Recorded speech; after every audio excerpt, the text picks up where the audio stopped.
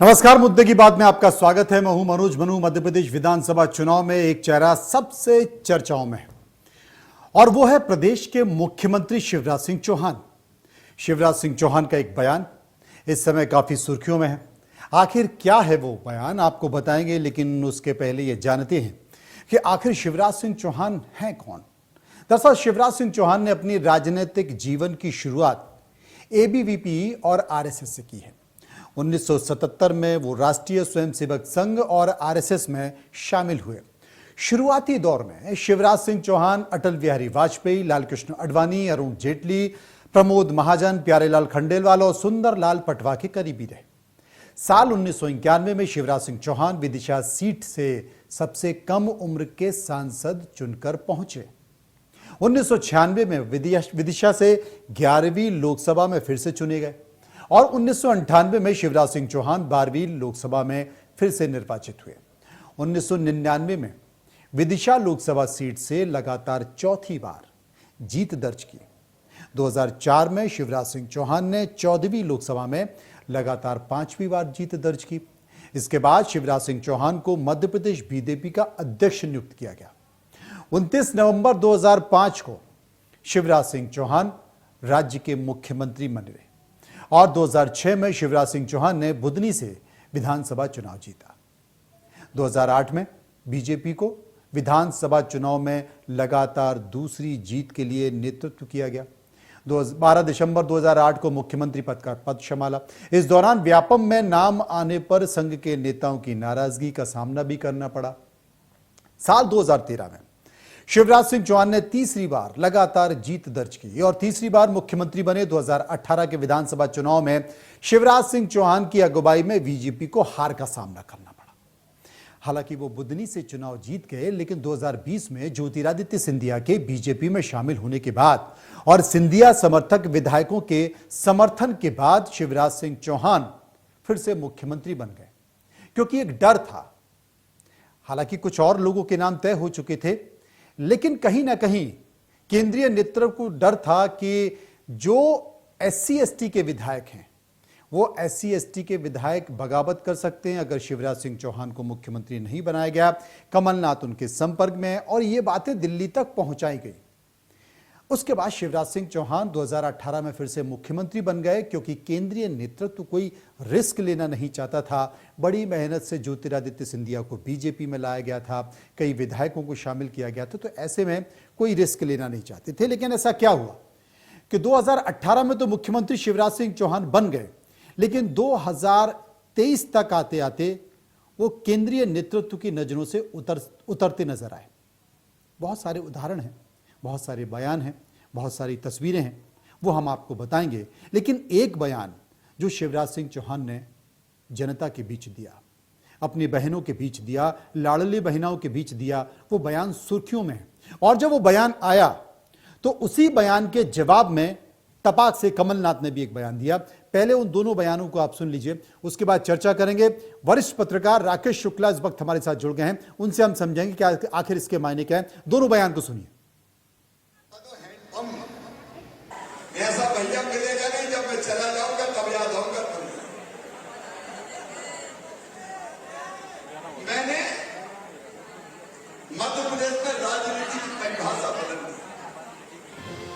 हमारे गरीब भाई बहनों, किसान भाई बहनों,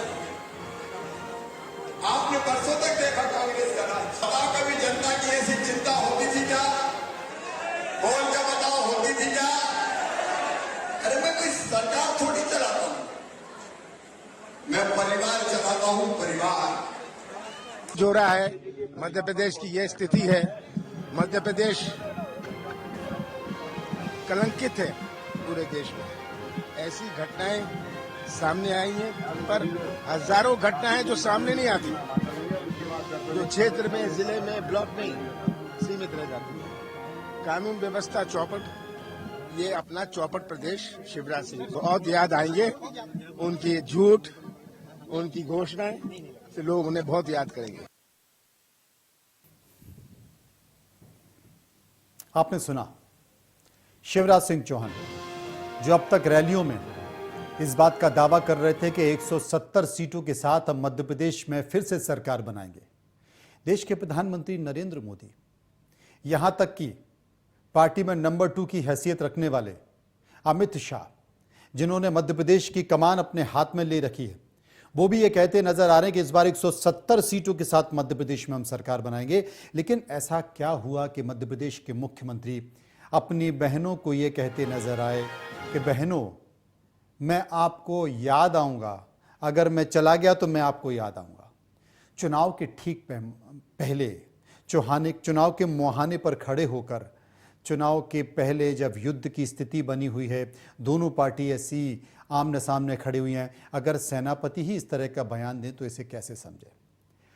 राकेश शुक्ला, जो कि दिल्ली में वरिष्ठ पत्रकार हैं, मध्य प्रदेश के रहने वाले हैं, मध्य प्रदेश की राजनीति को, मध्य प्रदेश के राजनेताओं को बहुत बेहतर तरीके से वो समझते रहे हैं और करीब करीब 3 दशक से वो लगातार दिल्ली में सक्रिय होकर मध्य प्रदेश की पत्रकारिता कर रहे हैं।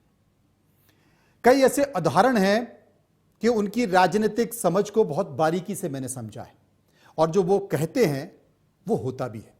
इसलिए राकेश शुक्ला इस वक्त हमारे साथ मौजूद हैं। राकेश जी, आपका स्वागत है इंडिया न्यूज पे।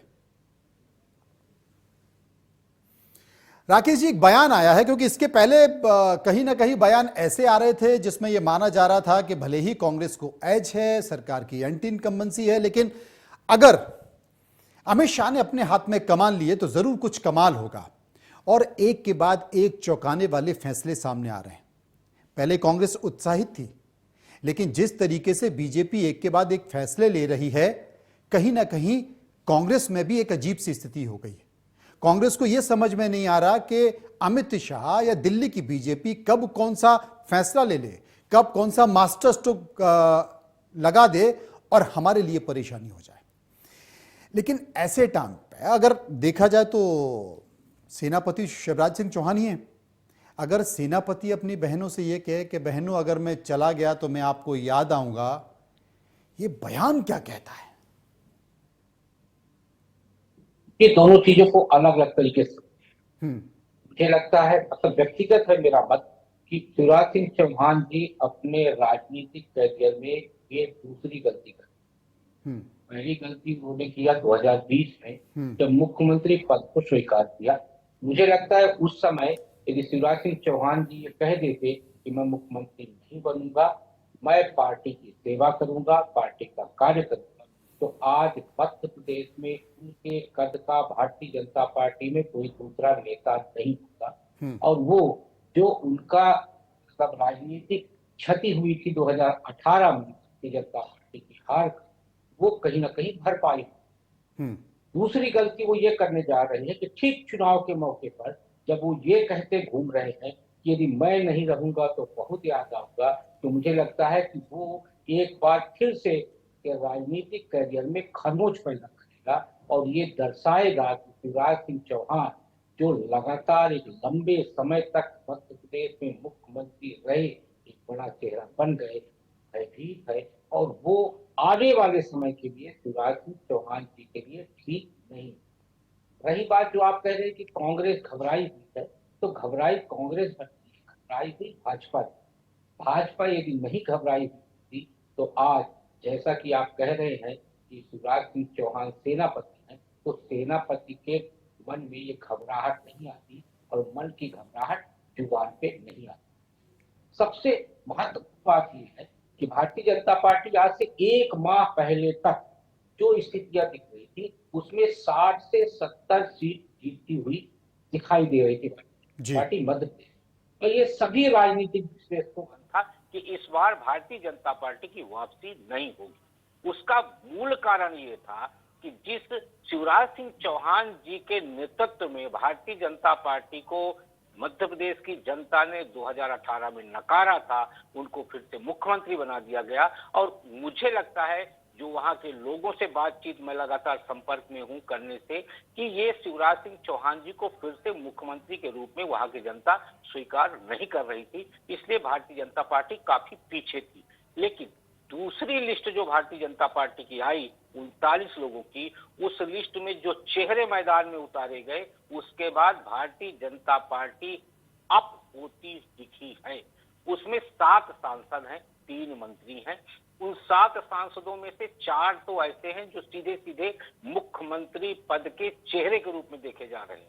जिस भारतीय जनता पार्टी के लिए ये कहा जाता था कि मध्य प्रदेश में शिवराज सिंह चौहान जी का विकल्प नहीं है, उस भारतीय जनता पार्टी के केंद्रीय नेतृत्व ने 4 ऐसे चेहरे मध्य प्रदेश में उतार दिए जो जनता को ये समझने के लिए काफी हो गया कि हमारे पास मुख्यमंत्री के चेहरों की कमी नहीं है, हमारे पास अच्छे नेतृत्व हैं। और ये 4 चेहरे आप भी जानते हैं कि उनका मध्य प्रदेश में कहीं ना कहीं बहुत अच्छी तरह से पैठ है, बहुत अच्छी तरह से उनका कहना चाहिए कि एक अपना वर्ग है। इसलिए भारतीय जनता पार्टी जो 60 से 70 सीटों पे थी, मैं ये नहीं कह रहा कि आज वो सरकार बनाने की स्थिति में आ गई है, लेकिन कांग्रेस के अंदर घबराहट पैदा करने का सबसे बड़ा कारण वो दूसरी लिस्ट है। तो ऐसे में आप देखेंगे कि मध्य प्रदेश का जो राजनीतिक परिदृश्य है वो धीरे धीरे लगातार बदल रहा है। और बदलने के साथ साथ भारतीय जनता पार्टी के लिए बहुत इंप्रूवमेंट वाला दिखाई दे रहा है। और इसीलिए कांग्रेस की समझ में नहीं आ रहा कि हम कौन सा फैसला अभी जल्दी लें और किस फैसले को हम आगे तक लें। एक चीज यहां पर राकेश जी मैं समझना चाहता हूं आपसे, क्योंकि स्वाभाविक तौर पर अगर कोई नेता 18 साल, अगर 2018 को छोड़ दिया जाए, क्योंकि 2018 में तो शिवराज सिंह चौहान अपना फेस लॉस कर चुके थे, वो विधानसभा चुनाव हार गए थे, दिल्ली ने उनको मुख्यमंत्री बना दिया। लेकिन 18 के पहले अगर 2005 से और 18 तक हम देखें तो शिवराज सिंह चौहान लगातार उनके नेतृत्व में बीजेपी मध्य प्रदेश में सरकार बनाती नजर आई। हालांकि उनकी जो टीम थी वो टीम बहुत स्ट्रांग थी, उसमें तमाम लोग मौजूद थे, जिसमें प्रहलाद पटेल भी रहे, जिसमें नरेंद्र सिंह तोमर भी रहे, जिसमें फग्गन सिंह कुलस्ते भी रहे, जितने भी नेता इस वक्त चुनावी मैदान में हैं वो उनके साथ खड़े रहे। लेकिन धीरे ही धीरे देखा जाए तो ये तमाम नेता शिवराज सिंह चौहान से अलग होते गए, या ये माने कि शिवराज सिंह चौहान की कार्यप्रणाली ने इनको अपने से अलग कर दिया, जिसमें प्रभात झा भी हैं, तमाम नंद कुमार साहब भी थे जो अब नहीं रहे, तमाम नेता हैं। और मध्य प्रदेश मंत्रिमंडल में जितने भी मंत्री थे उसमें भी तमाम मंत्री टैलेंटेड थे, तमाम मंत्री ऐसे थे जो प्रदेश का चेहरा हो सकते थे। ये कहा जाता रहा कि शिवराज सिंह चौहान की कार्यप्रणाली ने उन सभी नेताओं को एक तरह से अपने अपने इलाके में सीमित कर दिया। दूसरी जो सबसे बड़ी चीज है जो इस वक्त बड़ी परेशानी बन रही है पार्टी के लिए, यह कहा जा रहा है कि पटवारी से लेकर और मुख्य सचिव तक अखंड भ्रष्टाचार है। आपको भ्रष्टाचार के तमाम सारे उदाहरण दिखाई को मिल जाएंगे। और पार्टी वही चाहती है, पार्टी ने अंतिम समय तक यह कोशिश की कि शिवराज सिंह चौहान हमारा चेहरा रहें और हम जनता के बीच आकर यह कहें कि यह हमारा चेहरा है और यही रहेगा। लेकिन जो सर्वे हैं, पार्टी ने जो नब्ज टटोलने की कोशिश की, वो नब्ज जनता की भी थी, वो नब्ज पार्टी के नेता और कार्यकर्ताओं की थी, विधायकों की थी, सांसदों की थी। सबने एक स्वर में यह कहा कि अगर हम कहीं मात खा रहे हैं तो मुख्यमंत्री शिवराज सिंह चौहान के चेहरे पर और सत्ता में जितने भी लोग बैठे मंत्रिमंडल में उनके चेहरे पर, क्योंकि अखंड भ्रष्टाचार है। तमाम ऐसे उदाहरण हैं भ्रष्टाचार के जो दिखाई दे रहे हैं। तो ये जो एक चीज है, अंततः चुनाव के मुहाने पर खड़े होकर शायद पार्टी आला कमान को लगा होगा कि अब कोई विकल्प नहीं है, इसलिए जो मध्य प्रदेश सरकार की रिपोर्ट है वो अमित शाह पेश करते हैं। एक पत्रकार ये पूछता है कि भाई क्या आपके अगले मुख्यमंत्री शिवराज सिंह चौहान होंगे, तो अमित शाह कहते हैं कि इसमें आप क्यों परेशान हो रहे हैं, ये पार्टी का काम है। अभी शिवराज सिंह चौहान मुख्यमंत्री हैं, तब कौन होगा ये पार्टी का संसदीय दल तय करेगा। देश के प्रधानमंत्री नरेंद्र मोदी भोपाल आते हैं तो शिवराज सिंह चौहान के नाम का जिक्र नहीं करते हैं। ये जो तमाम सारी चीजें हैं ये क्या कहती हैं? देखिए, सबसे पहली चीज तो ये है कि राजनीतिक स्वभाव होता है कि आप किसी भी तरह से अपने राज्य में अपना विकल्प पनपने न दें। शिवराज सिंह चौहान जी की तरफ से जो आप कह रहे हैं कि तमाम नेता साथ में थे, बाद में वो सब अलग हो गए, वो उसी स्वभाव का एक कारण है। और मुझे लगता है ये हर राज्य में ऐसा होता है, कोई मध्य प्रदेश उसके लिए अपवाद नहीं है। हर राज्य में ऐसा होता है और हर दल में ऐसा होता है कि कोई भी लीडर कभी भी अपने विकल्प को पनपने नहीं देता। ये एक आप राजनीतिक स्वभाव, राजनीतिक प्रक्रिया समझ सकते हैं। रही बात कि सर्वे की, जहां तक आप बात कर रहे हैं, तो जब स्वर मुखरित हो तो सर्वे मायने नहीं रखता। और मध्य प्रदेश में स्वर इस समय पर मुखरित है कि हमें नेतृत्व परिवर्तित चाहिए, और मुझे लगता है केंद्रीय नेतृत्व उस स्वर को समझ गया है। और इसीलिए जो सर्वे है, सर्वे पे डिपेंड होने की बजाय उन्होंने स्वर को महत्व दिया, और स्वर को महत्व देते हुए जो 39 लोगों की लिस्ट आई उम्मीदवारों की, उन उम्मीदवारों में स्वर को ध्यान में रखते हुए उम्मीदवार तय किए गए। हम ये कह रहे हैं कि 2018 में यदि जनता ने नेतृत्व को अस्वीकार कर दिया, उसके बाद केंद्रीय नेतृत्व कोई जोखिम लेने की स्थिति में नहीं। और इसीलिए आप देखिए कि चाहे प्रधानमंत्री श्री नरेंद्र मोदी जी हो, चाहे गृह मंत्री श्री अमित शाह जी हो, दोनों की तरफ से लगातार ये प्रयास किया जा रहा है कि मध्य प्रदेश की जनता को ये संदेश जाए कि इस बार यदि सरकार भारतीय जनता पार्टी की बनती है तो एक ऐसा चेहरा दिया जाएगा जो सर्व स्वीकार होगा। वो चेहरा कौन होगा, मुझे लगता है अभी उस पर चर्चा करना इसलिए ठीक नहीं होगा क्योंकि ये दोनों नेता जो भारतीय जनता पार्टी के हैं वो हमेशा सरप्राइज फैसला करते हैं। तो ये तय है कि चेहरा रिपीट नहीं होगा, लेकिन ये भी तय है कि वो चेहरा कौन होगा, इस पे अभी पर्दा है और ये पूरे चुनाव तक पर्दा पड़ा रहेगा। लेकिन जनता को ये संदेश जरूर चला गया है कि इस बार नेतृत्व परिवर्तित होगा और मुझे लगता है ये संदेश जनता और शिवराज दोनों को मिल गया है। तो जनता देखिए शांत हो गई है और शिवराज मुखरित हो गए हैं। तो जहां पहले जनता मुखरित थी और शिवराज शांत थे, वहां अब जनता शांत हो गई है और शिवराज मुखरित हो गए। एक चीज राकेश जी और नजर आई है जो कि दिल्ली तक भी पहुंची है, केंद्रीय नेतृत्व तक भी पहुंची है, क्योंकि अभी हाल के समय में आपने देखा होगा बीजेपी के तमाम लोग दिग्विजय सिंह को बंटाधार कह चुके हैं। ये भी कह चुके हैं कि दिग्विजय सिंह की सरकार जब वो मुख्यमंत्री थे तो अखंड भ्रष्टाचार था, लेकिन दिग्विजय सिंह ने चैलेंज के तौर पर कहा कि अगर मेरी सरकार में भ्रष्टाचार था तो आप 18 साल तक क्या कर रहे थे? आपने क्या मेरे खिलाफ कोई एफआईआर दर्ज की? आपने मुझे जेल भेजा भ्रष्टाचार के आरोप में। और दूसरी सबसे बड़ी चीज है कि कमलनाथ की जब सरकार बनी, कांग्रेस की सरकार बनी, तो यह कह के बनी कि साहब शिवराज सिंह चौहान की सरकार में भी भ्रष्टाचार है, एकदम पैर से लेकर सर तक भ्रष्टाचार से डूबी हुई है। कमलनाथ की सरकार आ गई, लेकिन 15 महीने में एक एफआईआर शिवराज सिंह चौहान पर, बीजेपी सरकार के किसी मंत्री के ऊपर नहीं हुई, वहां भी कोई कार्रवाई नहीं हुई। उसके बाद फिर जब बाई इलेक्शन हुए तो यह कह के बीजेपी चुनाव मैदान में गई कि 15 महीने में पूरे मध्य प्रदेश को लूटा है, पदों की बोली लगाई गई है, जितनी भी जो प्राकृतिक संपदा मध्य प्रदेश की है उसको लूटा गया है, भ्रष्टाचार है, एडवांस में पेमेंट जारी कर दिया था। लेकिन दुर्भाग्य की बात है राकेश जी कि इन 3 सालों में एक भी मंत्री और मुख्यमंत्री कमलनाथ के खिलाफ एफआईआर नहीं हुई और ना कोई जेल में गया। तो केंद्रीय नेतृत्व के पास ये तमाम सूचनाएं भी पहुंची हैं, पार्टी के नेताओं ने ही पहुंचाई हैं कि साहब जो फिक्सिंग है मध्य प्रदेश में, इससे निजात पानी होगी। और यह भी कहा गया कि साहब चाहे मुख्यमंत्री शिवराज सिंह चौहान हो या दिग्विजय सिंह हो या कमलनाथ हो, बड़े अच्छे और प्रगाढ़ संबंध हैं, इसलिए सिर्फ चुनाव की बात है, चुनाव के बाद ये सारे आरोप रद्दी की टोकरी में चले जाते हैं। क्या यह भी एक बड़ा कारण? मनोज जी, जितना मेरा अनुभव है लगभग उतना ही अनुभव राजनीति को देखने का आपका है। मुझे एक उदाहरण बताइए कि किसी भी राज्य में, मैं सिर्फ मध्य प्रदेश की बात नहीं कर रहा, किसी भी राज्य में कोई भी ऐसी सरकार जो अपने प्रतिद्वंदी या विपक्षी सरकार के नेता के खिलाफ भ्रष्टाचार के मुद्दे पर एक भी कार्रवाई की हो। इस दिल्ली में जब केजरीवाल जी कदम रखे राजनीति में तो वो एक लंबी लंबी लिस्ट लेके आया करते थे और कहते थे कि भ्रष्टाचार में हम इन सबको जेल में डाल देंगे। आज माननीय शीला दीक्षित जी हम लोगों के बीच नहीं है, लेकिन उनको भी जेल में डालने की बात की गई थी। नहीं, लेकिन राकेश जी ये मैं बात कर रहा हूं केंद्र में नरेंद्र मोदी और अमित शाह की।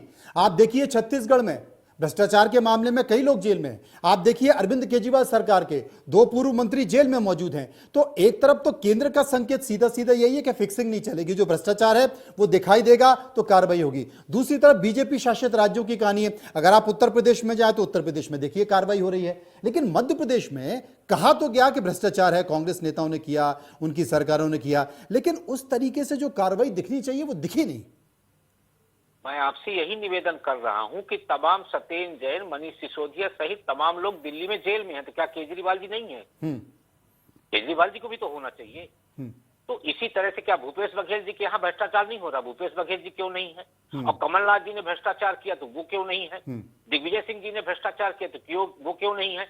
मैं वही कह रहा हूं कि कोई भी व्यक्ति जब पद पे रहता है तो अपने विपक्षी दल के प्रमुख नेता के खिलाफ एक्शन इसलिए नहीं लेता क्योंकि कल जब वो विपक्ष पे रहेगा तो फिर जब ये सत्ता पक्ष पे आएगा, क्योंकि 2 दलीय प्रणाली है, मध्य प्रदेश, छत्तीसगढ़, इन सभी जगहों पर 2 दलीय प्रणाली है। तो एक हटेगा दूसरा आएगा, दूसरा हटेगा तो दूसरा आएगा। इनके बीच में ये हमेशा फिक्सिंग कह सकते हैं आप, जो आप कह रहे हैं बिल्कुल सही है कि इन लोगों के बीच में एक राजनीतिक समझौता होता है कि ना हम आपके ऊपर उंगली उठाएंगे, ना आप हमारे ऊपर उंगली उठाएंगे। और इसीलिए जो ब्यूरोक्रेट यानी नौकरशाही और नीचे का कर्मचारी तबका है, उसको पता है कि हमारा चेहरा जो ऊपर का बदल जाएगा लेकिन कार्य पद्धतियां वही रहेंगी। तो वो चेहरा बदलते ही कार्य पद्धतियां बदल के भ्रष्टाचार का नया पैटर्न ला देता है। एक चीज मैं आपसे और पूछना चाहता हूं, क्योंकि अभी चुनाव होने वाले हैं राकेश जी, और चुनाव होंगे, चुनाव की स्थिति नजर आएगी, लेकिन चुनाव की स्थिति नजर आएगी और लेकिन कौन जीतेगा, कौन हारेगा, कितनी सीटें के जीतेगा, ये तो खैर जनता फैसला करेगी। लेकिन अगर बीजेपी हाइपोथेटिकल, अगर बीजेपी 2008 से ज्यादा सीटों के साथ सरकार बना लेती है, हाइपोथेटिकल, अभी तय नहीं है कि कौन सरकार बनाएगा कौन नहीं बनाएगा, तो शिवराज सिंह चौहान का भविष्य क्या होगा? देखिए, ये किसका भविष्य क्या है, भारतीय जनता पार्टी में ये आकलन करना बहुत कठिन हो गया है 2014 के बाद। इसलिए ये कहना कि अब शिवराज सिंह चौहान का भविष्य क्या है, उसकी बजाय, भविष्य पे बात करने की बजाय यदि हम वर्तमान पे बात करें कि क्या शिवराज सिंह चौहान जी को विधानसभा का चुनाव लड़ाया जाएगा, क्या वो मैसेज लगातार हटाया जाएगा या बरकरार रखा जाएगा कि शिवराज सिंह चौहान प्रदेश की राजनीति में प्रभावी रहेंगे? ये मूल प्रश्न अभी ये है। अभी ये प्रश्न आपको क्या लगता है, आपको क्या लगता है विधानसभा चुनाव लड़ाया जाएगा? जी मनोज जी, विधानसभा चुनाव लड़ाया जाएगा शिवराज जी को? जी, मैं वही कह रहा हूं कि ये जिस तरीके के निर्णय मध्य प्रदेश को लेके आ रहे हैं, उसमें ये आकलन करना कठिन है कि शिवराज सिंह चौहान जी को विधानसभा लड़ाया जाएगा या अगले साल आने वाले लोकसभा चुनाव में उनको उतारा जाएगा। यदि विधानसभा चुनाव लड़ाया जाता है तो फिर भारतीय जनता पार्टी ये मैसेज कैसे कर पाएगी कि शिवराज सिंह चौहान की जगह पे हम दूसरे लोगों को सीएम बनाएंगे? तो जनता के मन में मुझे नहीं लगता कि भारतीय जनता पार्टी किसी तरह का संदेह पैदा या संदेह बनाए रखने की कोशिश करेगी। इसलिए ये कहना थोड़ा कठिन है कि शिवराज सिंह चौहान जी को विधानसभा चुनाव लड़ाया जाएगा। और मुझे लगता है ये संदेश उनको मिल गया है या इशारा उनको हो गया है, इसीलिए शिवराज सिंह चौहान जी अब ये कहना शुरू कर दिए हैं कि मैं बहुत याद आऊंगा। तो ये जो बयान है उनका, ये पार्टी के पक्ष में है या पार्टी के खिलाफ है? देखिए, शिवराज सिंह चौहान जी का ये बयान व्यक्तिगत है, न ये पार्टी के पक्ष में जाएगा न विपक्ष में जाएगा। यदि शिवराज सिंह चौहान जी, मैं मानता हूं इतने लंबे समय तक मुख्यमंत्री रहे तो उनके शुभचिंतक भी होंगे, उनके समर्थक भी होंगे, उनके चाहने वाले भी होंगे, लेकिन बहुत ज्यादा वो पार्टी को डेंट करने की स्थिति में इसलिए नहीं है कि यदि वो इतने ही कद्दावर नेता होते तो 2018 में वहां की जनता उनको सिर आंखों पर रखती, और 2020 में जब उनको मुख्यमंत्री बनाया गया तो 15 साल जो उनका बहुत अच्छा शासन था वो ग्रहण के रूप में 3 साल हो गया, और वही 3 साल आज इस स्थिति को पैदा किया है कि शिवराज सिंह चौहान जी को ये कहना पड़ रहा है कि अब मैं विदा हो रहा हूं। बिल्कुल, राकेश जी भी इसी बात का जिक्र कर रहे हैं और मैं पहले भी अपने कार्यक्रम में कह चुका हूं, वैसे भी आज 2 अक्टूबर है। हमें जो सूत्रों से जानकारी मिली है उसमें पार्टी के तमाम बड़े नेता, दिल्ली के नेताओं ने कहा है कि आप चुनाव लड़ने की बजाय मध्य प्रदेश में बीजेपी की 230 सीटों को मजबूत करने का काम कीजिए और उनमें एक नई ऊर्जा डालने का काम कीजिए। लेकिन सबको इंतजार है बीजेपी की सूची का, और जानकारी यह है कि संभवतः हो सकता है कि शिवराज सिंह चौहान को इस बार विधानसभा का टिकट ना मिले। बहुत बहुत शुक्रिया राकेश जी आपका करेंगे। मध्य प्रदेश पर चर्चा आपने की, लगातार हम चर्चा करते रहेंगे, लेकिन आने वाले समय में बीजेपी की जो सूची आने वाली है, जो लिस्ट आने वाली है, उनमें और भी कई सारे चौंकाने वाले फैसले नजर आएंगे। और दिल्ली में बैठी बीजेपी हर एक इलाके में, ब्लॉक, मंडल, जिले पर नजर रख रही है। यहां तक कि कुछ नेता पार्टी के खिलाफ काम कर सकते हैं, उन पर भी नजर रखने के लिए कई विधायक, मंत्री और उप मुख्यमंत्रियों को मध्य प्रदेश में तैनात किया गया है, क्योंकि यह माना जा रहा है कि नेगेटिविटी बाहर से नहीं बल्कि नेगेटिविटी अंदर से हो सकती है। बीजेपी मजबूत है, बीजेपी कांग्रेस को जवाब देने के लिए काफी है, इसलिए हमको नजर सिर्फ खुद पर रखनी है, खुद को मजबूत करना है और खुद के लिए एक अच्छा संकेत देना है। फिलहाल मुद्दे की बात में इतना ही, बाकी खबरों के लिए चलते रहिए इंडिया न्यूज के साथ। मुझे यानी कि मनोज मनु को दीजिए इजाजत। नमस्कार।